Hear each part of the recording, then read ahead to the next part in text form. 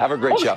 All right, talk to you later. Good evening from Washington. I'm Laura Ingraham. This is the Ingraham Angle. Welcome back on a very busy Monday. An increasingly violent strain of the radical left lashing out over the past few days. We're going to show you some of the shocking videos involving a Marine recruiting station and a lot more, plus an unbelievable story. It's a heartbreaker and infuriating out of New Mexico involving a child abduction ring and radical Muslim extremists. Yes, in the United States of America. Unbelievable. A story you will not want to miss later in this hour. But first, bullets and blame. Another weekend in Chicago. That's the focus of tonight's angle. Chicago just recorded its deadliest weekend of the year with 66 shot and 12 killed in just a 63-hour period, including a boy riding his bike and a 14-year-old and two 17-year-old girls just standing on the sidewalk. We have a heavy heart. Our souls are burdened. What happened this weekend did not happen in every neighborhood in Chicago, but it is unacceptable to happen in any neighborhood of Chicago. Well, so far this year, 1,785 have been shot in Chicago and 318 killed. Now, believe it or not, shootings are actually down 30% from 2017, and murders are down 25%, but still those figures are well above what Chicago experienced earlier in the decade. In 2011, when Democratic Mayor Rahm Emanuel was elected, there were 436 murders in Chicago. By 2016, that number had ballooned to 771, a 77% increase. And while 2017 was down from that high water mark, it still saw a devastating 650 slayings. Now, as you might imagine, there's enormous political pressure now on Emanuel to offer solutions to this heartbreaking cycle. It's about time. With that election just months away, he responded today sounding more like Tom Sowell than an Obama liberal. You can talk about the weather, but the weather didn't pull the trigger.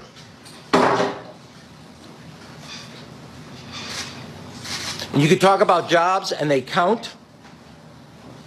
But in parts of the city where there aren't jobs, people did not pull a trigger. There are too many guns on the street, too many people with criminal records on the street, and there is a shortage of values about what is right, what is wrong, what is acceptable, what is condoned, what is condemned. I can't believe I'm saying this, but on that, he's right. Of course, policing and economic opportunity matter. They matter quite a bit. But are those the factors that are definitive? Of course not. In 2017, the victims of homicide in Chicago were 76% African American, and a disproportionate number of the assailants arrested were also black, primarily male.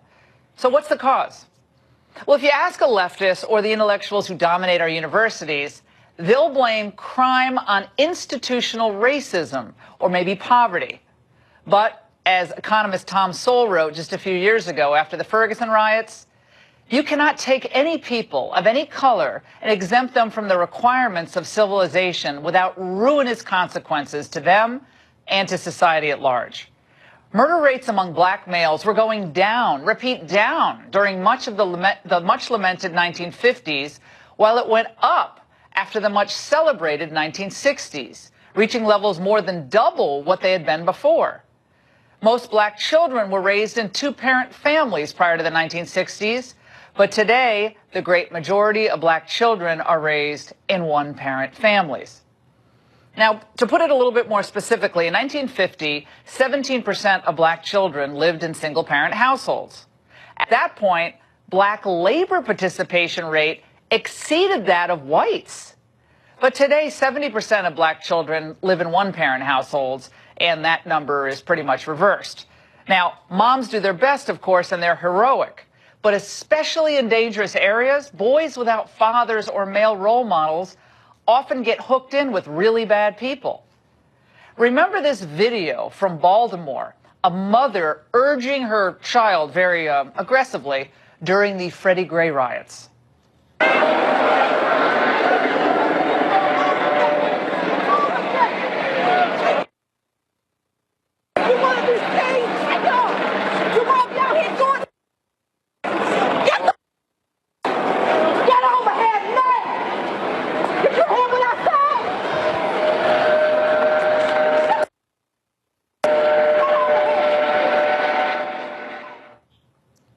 That's actually a mother's love. I mean, maybe she used some four-letter words, but she could have saved his life that day. And remember Barack Obama's My Brother's Keeper initiative. It was launched in 2014, and it started out as a way to assist at-risk boys, mostly of color. In the first year, he raised $300 million in corporate donations to help get young men jobs through mentoring and other work fairs, work projects. No real measure yet of the program's real impact, but to the extent that it stresses hard work and personal responsibility, I think it's great. I stopped being nonchalant. I started caring about my grades and the difference between an A and a B. I started demanding more out of myself. I know excellence is possible, and I need to strive for that. Too often, however, the social justice warriors fall into the grievance trap of excusing rather than punishing what ends up being criminal behavior. Now, remember the looting and the violence that we saw in Ferguson and Baltimore a few years ago during what were supposed to be protests about the deaths of Michael Brown and Freddie Gray? Well, President Obama used a My Brother's Keeper event to provide context, almost to explain away the violence. Some communities have consistently had the odds stacked against them.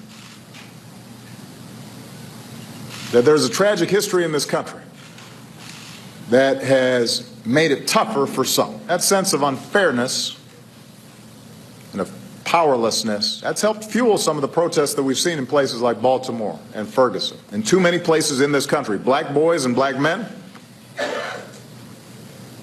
Latino boys, Latino men, they experience being treated differently by law enforcement. Well, I'm sure a lot of them do. But at some point, this becomes race baiting. And the king of this is Al Sharpton. Remember his contribution to stemming the violence in Chicago? His contribution was renting an apartment in the city for some period of time in 2013. In September, we, Martin III and I, are going to take an apartment on the west side and stay among the people and walk children to school. I'm pretty sure after we rented the apartment, things got worse, but I'm surprised that didn't do the trick. Great idea, Al. Look, I don't doubt that young people living in the Englewood or the West Garfield Park neighborhoods of Chicago can feel really hopeless and even distrustful against the police. But the real problem isn't aggressive policing. The real problem are gangs with memberships that have become generational. Young boys without fathers or any male role models. Anyone who cares about them who's a male are too often sucked into the cults of criminality. Rudy Giuliani, the former mayor of New York, who knows a thing or two about cleaning up a city, thinks it's time to show the man they once called Rambo the door, tweeting, "Chicago murders are a direct result of one-party Democratic rule for decades. Policing genius," he meant Gary McCarthy, "can do for Chicago what I did for New York City. He was one of the architects of CompStat. It slashed homicide over 70%, tens of thousands of lives saved." Well, it's true that citizens most affected seem to be growing very weary of Emanuel's political dance. Ron Emanuel, first of all, is a con man. His whole job is to keep black folks divided. No, he doesn't care about anybody but the people in his neighborhood and his family. Opposition to Mayor Emanuel, Obama's protege, it's been building for many reasons. Part of it, the schools, the crime now. And remember how proud he was about this. Chicago was sanctuary city before anybody knew what sanctuary city meant. This ordinance that we are defending in the federal court is consistent with that value system. It not only it gives honor and import to our past, it actually shines a bright light to the future that we have together as a city. Well, that's not going over so well on the South Side. He cares more about non-citizens, African Americans with citizens, and our ancestors built this country. He got some good things, but I think he don't step up and come to the people where the crime is. You know what I'm saying? The crime is on the South Side and the West Side. And there's the abysmally low percentage of murderers brought to justice under his leadership. In 2017, the police solved only 114 of the 650 murders that occurred in the same year. That's 17.5% only. In the early 1990s, that figure was 60%. No wonder people on the South Side are frustrated. So many have promised to try to help Chicago, but few have delivered solutions. Maybe because hard truths are uncomfortable, and maybe because sometimes they're not politically correct. Now, I've been saying since the campaign of 2016 that we need to see more bold-thinking conservatives in the inner cities of this country. The risk is not in showing up. The risk is in not showing up. Solutions, not politics, are what is needed. I have to make sure that President Trump recognized that not everyone believes that Chicago is a Trump-free zone. If he's serious about helping the people in Chicago, especially on the west side of Chicago, I accept his help. We can't turn any help away. We have to make sure that people understand that criminals cannot have their way with our streets. If Chicago Police Department and all the other law enforcements can't do it, we should seek other help. Every day, radicals claim that President Trump is racist. Now, as someone who's known him for, 15 years or so, I can tell you that is 100% false. And it's a slanderous and defamatory charge meant to deflect attention from liberals' own abject failures in leading urban America. Trump's booming economy is benefiting African Americans and Latinos and all Americans who wish to better themselves. The one thing we do know, racial hucksters do not have the answers to prevent another weekend just like we saw in Chicago. And that's the angle. Joining us now with reaction, John Caldwell, a Fox News political analyst and Chicago native who conducted those illuminating interviews you just saw with the Chicago residents. Illinois State Rep LaShawn Ford and Peter Koanis, a former Chicago police sergeant. Great to have all of you with us.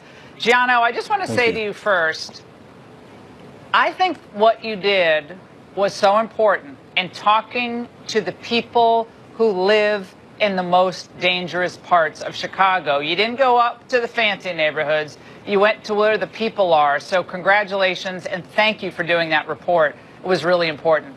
Gianno, give me the sense from what you experienced, and you experienced a lot growing up from the area.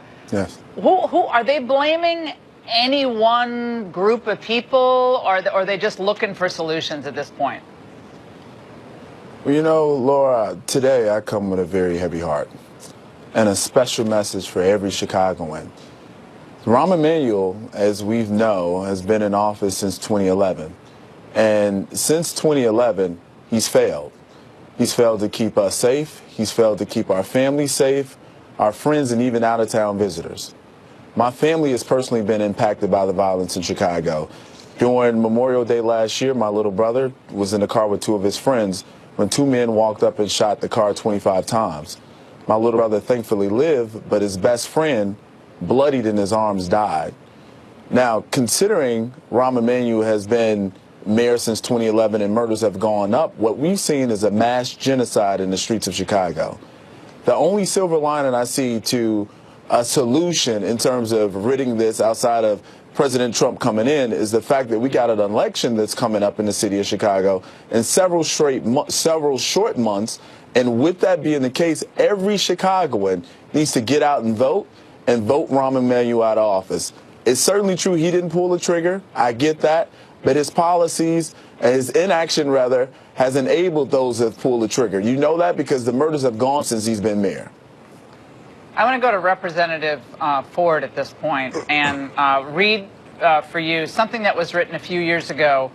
Actually, this is a piece that was just written today, in the American Thinker. The title of it is, "It's Time to Hold Democrats Responsible for Chicago's Violence." The city's famed violence is all the result of gangs and Democrats being in bed with each other, one hand washing the other. Democratic politicians sidle up to gang leaders for votes and use their thugs as substitutes for their political organizations. They muscle voters to the polls for the Democrats, and anyone who rebels gets a beating. The left benefits, so it gives the gangs what they want. That's Monica Showalter quoting Glenn Reynolds piece from 2012. Your thoughts on that, given the bloodshed that we've seen, Representative Ford, over the last really several years, even with the modest declines of the last year or so? Well, I have to say that Chicago is worse than the days of Al Capone. It's the bloodiest city in America, and I have to say that Democrats have to step up. I'm a Democrat, and I'm saying that Democrats must step up. All of the Democrats, all of my colleagues must step up and put politics aside. We must work with President Trump, and we must demand that we get help in the city of Chicago, on the west side of Chicago, and in our south side community, so that we can bring safety to all of the communities in the city. There are 77 communities in the Chicago community, and every community is feeling the trauma from the violence and destruction that's happening in the bloody city of Chicago. Representative Ford, I remember during the campaign that candidate Trump in March of 2016 had a speech scheduled in Chicago, and they had to cancel it because of threats of protest, violence. People said, we don't want you here. I thought that was such a shame, because I actually think the more ideas, I mean, obviously the ideas that have been employed have failed. Now, he's done pretty well with the economy. Maybe he could bring some new thinking and some fresh ideas to this current situation. I think it's beyond tragic. I think you are brave as a Democrat for speaking out. Absolutely. And at least being open. That's courageous. I mean, you are going to get, and I know you've already gotten blowback, and I want to hear from, former police officer in Chicago who tell us the way things are on the street for the police, who have been oftentimes demonized. But he was not allowed to come to Chicago, an American city. That was outrageous. That told me a lot about Chicago. Back in March of 2016. Less than a year ago, I lost my cousin on the west side of Chicago with his girlfriend in the car. I never told Giano that, and I haven't told anyone publicly, but they lost their lives in a car with some type of drive-by on the west side of Chicago to leave two kids without parents. Sergeant Kokonis, unfortunately, it's a horrific story after horrific story, after heartbreak, after parent losing a child. Peter, give us your insights, please. Well, Mr. Ford's saying the Democrats should step up. They should step out. The problem is we have a Democrat sheriff. We have a Democrat state's attorney, Kim Foxx. We have a Cook County president, Democrat. And what they're doing is reducing bonds, people getting out that commit crimes with guns, and they're giving no bond, an I bond. They're let to walk out. A man walks out after doing an armed carjacking. 2 days later, he does a carjacking again. Now they want to put him on a monitor. You can't do this. I mean, the policemen, they get in a car, they work for 8.5, 9 hours. They get no breaks, they get nothing. You have marchers. You have Al Sharpton. He rented an apartment. He never was here. You have Rahm Emanuel. He promised he's going to hire 1,000 policemen. It's 7 years later. He hasn't hired the policemen. You have marchers that march down Lakeshore Drive. You have marchers that march down to Dan Ryan. They didn't close expressways in Ferguson. The ministers and the false prophets and everything that we have in this city, unfortunately, it comes down to one thing. It's black young men killing black young men. And these two gentlemen talking about, my father was murdered by a gangbanger when in 1969, a 15-year-old kid went into a store and shot him so he could pay for the gun that he used to kill him. So I'm on both sides of the fence. I've been a victim of it, and now I fought against it. You're 100%. You hit it. Your opening monologue was just perfect. The Democrats are doing nothing. And I don't care. You get a nonpartisan person running for mayor. You get somebody like Lightfoot or somebody like that actually knows how the system works. We got to get politics. You can't let people walk. Politics have to get out of it. Real common sense solutions. We have to do an hour on this topic because there's so many elements of it. Fantastic panel. I wish we had more time. Coming up, Antifa out of control. We'll tell you the story. Others aren't.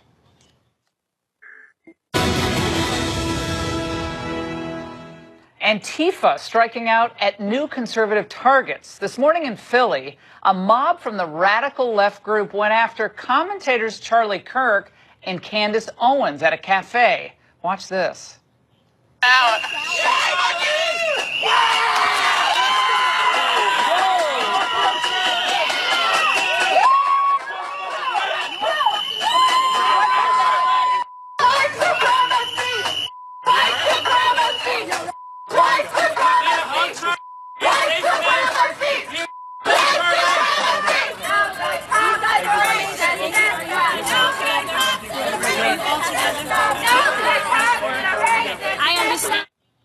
Now, to be clear, this is what looks to be a group of mostly white Antifa protesters chanting F white supremacy at a black conservative. They're really bright, too.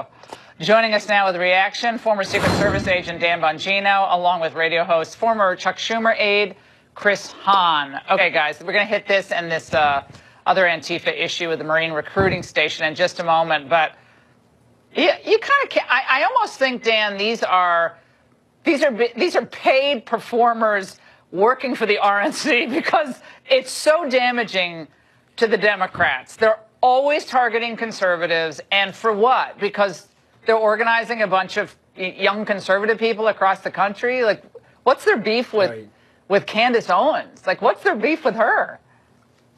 Laura, there's a bigger issue than just their beef with Candace Owens. It's not just about Candace Owens. It's about the radical left. Now, I want to be clear here. I'm not talking about all Democrats. There are a lot of Democrats that are fed up with this, too, and are trying to move away from this because they realize, like you said, that this should be an RNC ad all the time. Nobody wants to be associated with this kind of insanity. But the radical left, Laura, this is who they are. This is who they've always been. Understand, there is no emergency brake on their behavior. They are godless people who believe in the brutal force of the state, and when they lose state power, which they have, their only outlet is violence. This does not apply to conservatives who have that emergency brake. They believe in big R rights granted by God, including rights granted to their liberal ideological opponents. That's why conservatives don't do this. They have the emergency brake. Radical liberals don't. Chris, if this type of behavior were being conducted against a minority liberal by a group of people chanting the same type of things, I think the left would rightly be quite upset and probably would hold all sorts of vigils and demand community, meetings and prayer groups and so forth. But the Democrats, they kind of act like they just want this to go away, whereas I think we need more of a broad-based condemnation of this group. I don't support this kind of protesting. I want to be very clear. I think protesting is important, and I think it should happen. I think there's a time and a place for it. Going to where people are eating breakfast, I don't think that's the time or the place. That said, I was very dubious on this protest. I don't know how these people found Charlie Kirk and Miss Owens, Candace Owens, in Philadelphia. I'm suspicious of this, whether or not this is real or not. I'm not saying I know for sure. I don't.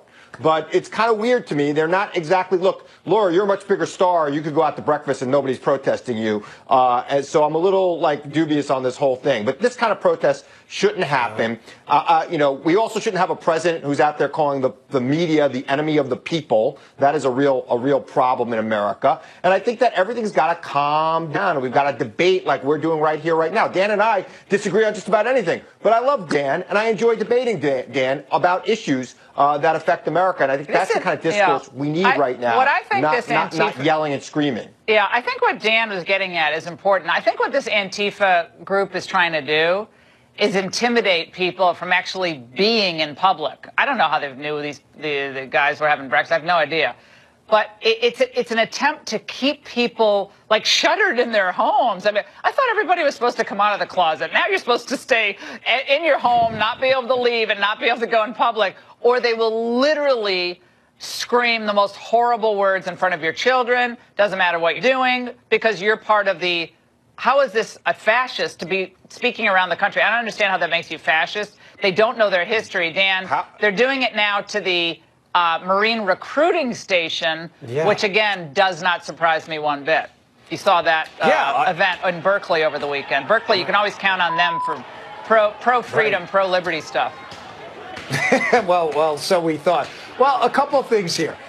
Listen, on the enemy of the people line first from Chris. And Chris is right. I don't make it personal. Chris never have. But on the issues, the enemy of the people thing, that's not what Trump was saying. What Trump was talking about were the fake news people. And I want to be clear on this. If the fake news people want to stop being insulted and they want to stop the CNN sucks chance, then just stop sucking. It's a very simple. This isn't difficult. But secondly, he mentioned, Chris mentioned that, you having a profile and you being able to eat lunch. My profile, I assure you, is far smaller than yours, Laura.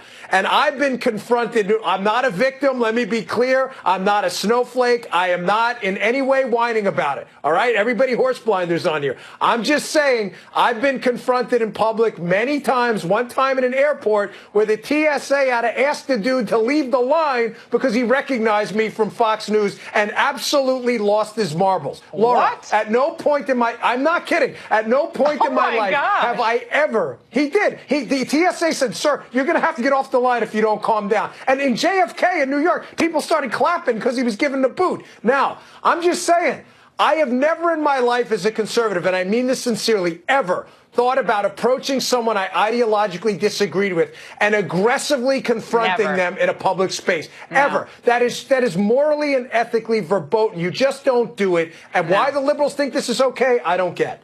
Well, also, Dan, the left melting down after President Trump admitted that 2016 Trump Tower meeting with the Russians was meant to get dirt on Hillary. But, is that actually illegal? And what would that legal standard mean for Hillary Clinton and that dirty dossier? We're going to debate that coming up next. And we have a lot more to get to, including that crazy story of the radical Muslims in New Mexico holding children against their will, starving them, depriving them of water. What is going on with this story, and why is it being undercovered? We'll get to all of that and debate the Clinton and the dirty dossier issue coming up next.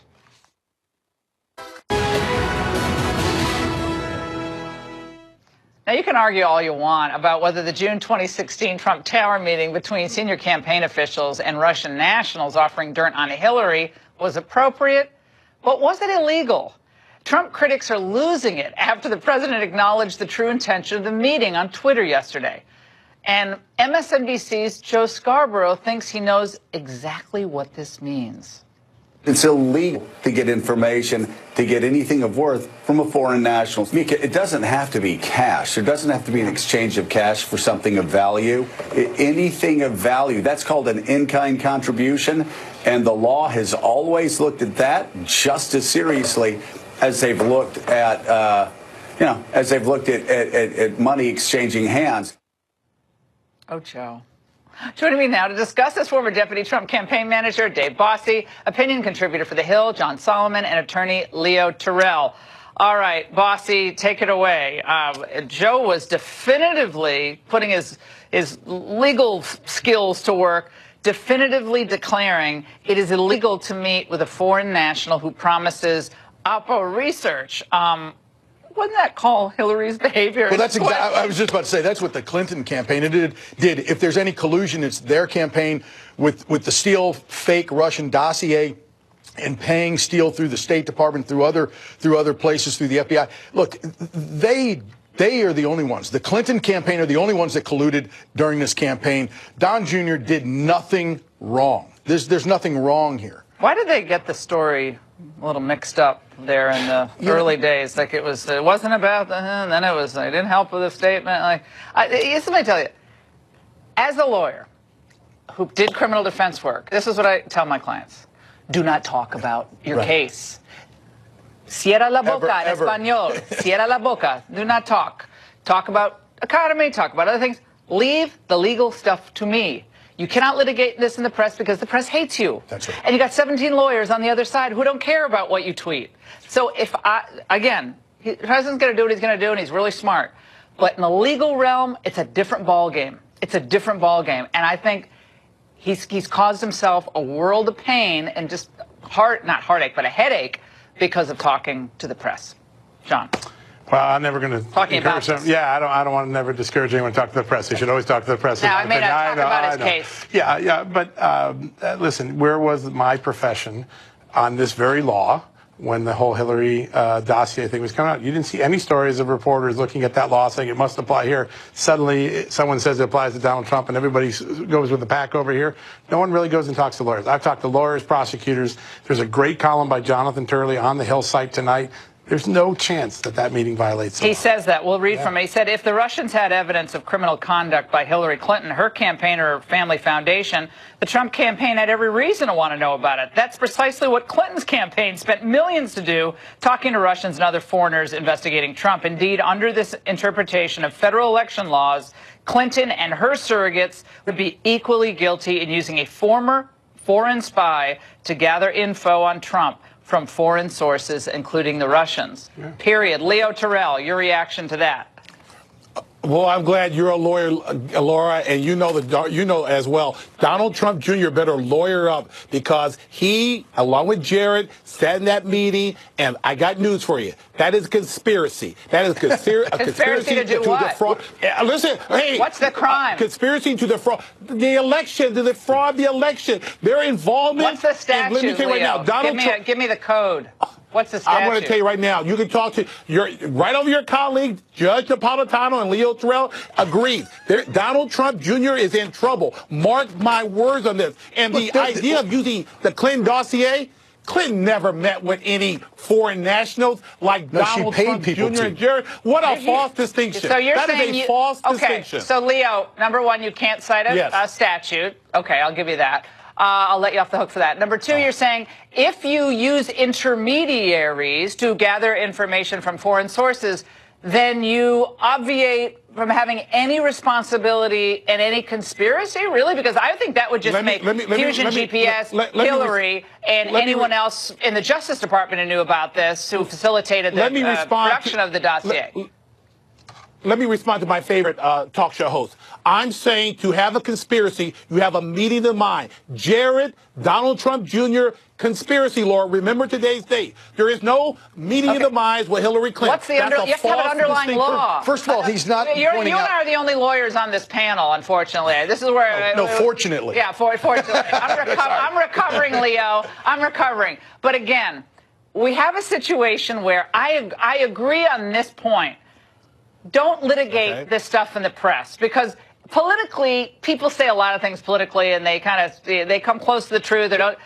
But can None I of point that out matters as a legal matter. It might be unwise as a legal PR strategy, but it doesn't mean a crime was committed. That is wholly different. They also uncovered. You don't see conspiracy? They also uncovered the text messages from Jared Kushner to his assistant saying, get me out of this meeting after 5 minutes. So that's called exculpatory evidence. And I would hope that you would say there's no conspiracy when people are trying to not be in a meeting. I think it's funny, though, and John, maybe you'll respond to this. This is on CNN. I think I was on, the treadmill this morning. I'm watching this. I was almost at the Fred Flintstone thing and, fell off the treadmill because I'm listening to this going, wait a second. Which one of these is a lawyer coming to this conclusion? Let's watch. To me, there are two big important things here. First of all, the law, which says it's illegal to take anything of value from someone foreign. Yeah, I feel that's an open and shut case. No, it's just an open and shut case. It's just so completely over, John. I've said this many times on this show, on Hannity's show. I don't recognize the profession I practice in. There are so many reporters that just say things in the moment without a basis for fact. You have to have a law to create a conspiracy. There's no law that prohibits people from taking information. If you extended this out, one of the lawyers I talked to today said, well, then it would have been against the law for Barack Obama to have arranged all those foreign trips in 2008 to make himself look good on the world stage before he got elected president. It wasn't designed to prohibit those sort of things. It was designed to prohibit the sort of things that the Clintons were doing in the 90s when they were taking money from China. Donald Trump Jr. knew he was talking to agents of the Russian government. Remember that text? I love it. I love it. Remember that text, Laura? My point is simply this. Mark it down. Leo, so are you making the Joe Scarborough, Edward Bennett Williams argument that this is an in-kind contribution? Because if you make that argument, then as Jonathan Turley said, it's the same liability, criminal liability on Hillary Clinton for an in-kind contribution that she received from a foreign source. She paid for it, but it doesn't matter. It's a conspiracy to get the information, whether you paid for it or not. I'm saying to you, Attorney Ingraham, that the meeting of the minds, the conspiracy of having that meeting, you don't need the act itself. They met to get dirt from a governmental adoption meeting, and that's what I'm talking about. Conspiracy. Don Jr. is on. Okay, Don Jr. is on a radio show today in the morning, and I asked him about this meeting. Let's listen to what he said.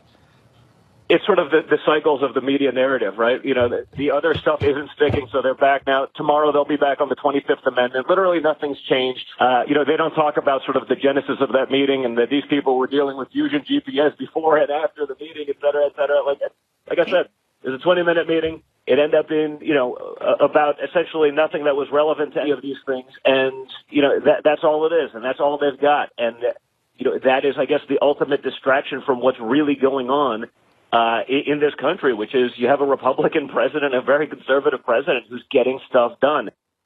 Can I just make one last comment and I'll keep my mouth shut? Right. One last comment. Yeah. One last comment.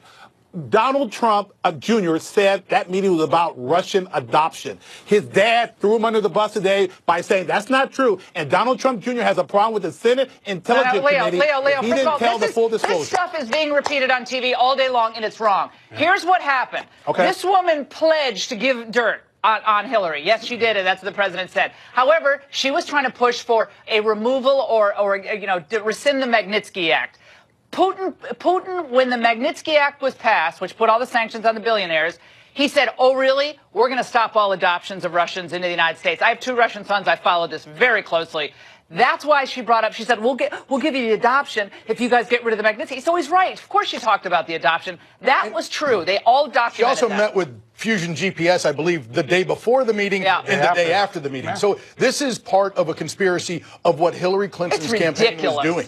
Now, and by the way, John Solomon, I want to find out, maybe you can do the reporting on this, why hasn't Mueller interviewed Veselnitskaya? Why haven't they brought Veselnitskaya in? Why? Well, we know that he hasn't. That's one of the things. Mueller, we don't. I think no. I think she offered to testify. I don't believe she's been brought in unless something new has happened in the last week. I wouldn't be surprised if there's a lot of information flowing to her to the process. This investigation has been going on for 2 years and cost over $25 million of taxpayer money. And this is where we are today talking about Let me just say this. Donald Trump Jr. needs to lawyer up immediately. Leo, I'm not trying to cut you off, but we're going to go to black, and I'm going to get in trouble. But thank you. It was a great panel. Right. The Year of the Woman. We're shortchanging the women. Trumpeted by the left is rapidly morphing into the Year of the Radical. We'll explain next.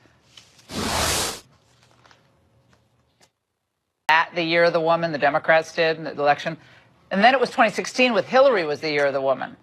And now here we are again, 2018. Let's try a third time around. It's being called the Year of the Woman by some in the media. And, of course, on the left. But if you listen to high-profile female Democrats, including 2020 presidential candidates, you know this next person is running, you'd be forgiven for thinking it's the Year of the Radical. Just take a look. I am a democratic socialist. The Republicans are going to call us socialists no matter what we do. So we might as well give them the real thing. I have a problem, guys, with that phrase, identity politics. When people say that, it's a pejorative. That phrase is used to divide and it is used to distract. Its purpose is to minimize and marginalize issues that impact all of us. Oh, we back? Oh, joining me now for reactions, Kathy Rue, a publisher of Catalina Magazine, along with Kristen Tate, columnist for the Hill newspaper. All right, let's start with you, Kathy. Yeah. The socialist thing, like Cynthia Nixon, okay, Cynthia Nixon, I get that. But when you look at the actual polling on this, right, it doesn't work. I mean, it doesn't work for women voters, doesn't work for most American voters.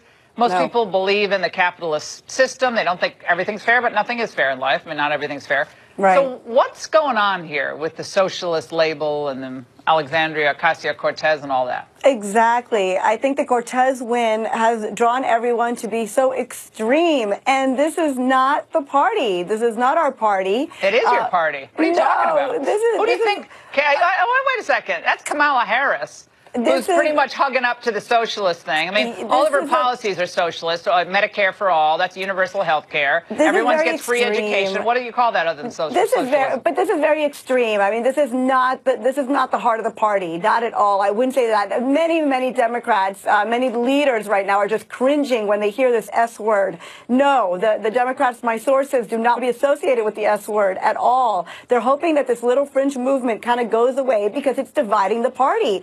It's very extreme, just like Donald Trump made people so nervous, and he was so extreme with the GOP. The same thing. Both parties they have their extremists. No. Donald Trump represented the heartland view of what conservatism should have been all along. Oh, namely, he pushed that birther movement for so long. That was so extreme. No. On his policies, I'm sorry, but the policies are not extreme. They're actually standing up to China. Tax reforms, conservative judges. This is not extreme. That's the liberal dream of trying to do it. Okay, here's Senator Elizabeth Warren, Kirsten. This is what she said on Friday.